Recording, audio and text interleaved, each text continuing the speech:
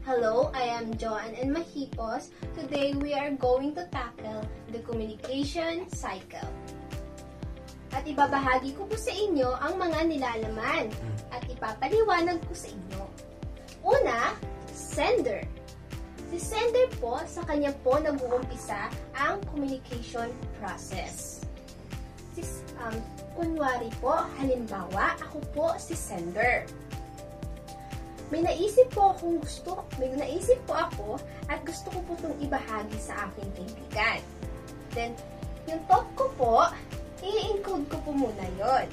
At doon po mabubuo yung message. Then, yung message po, ita-channel ko po to through verbal.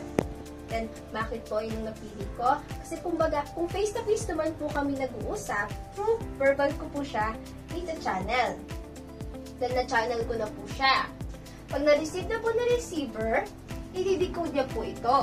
At kapag na-decode niya po, doon po magkakaroon ng feedback. Siyempre, nagtataka po kayo ba ano po yung noise na nasa baba? Yung noise po na yan ay possible lang naman. Dahil possible din naman po magkaroon ng noise sa communication.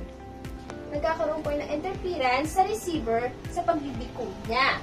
So, for example po, yung noise is, yung kapitbahay ko po ay nagpupukpok that time na nag-uusap po kami ng kaibigan ko. So, sinabi ko po sa kaibigan ko na hotdog, na naintindihan niya po ay hambog. So, ayun po yung example ng noise.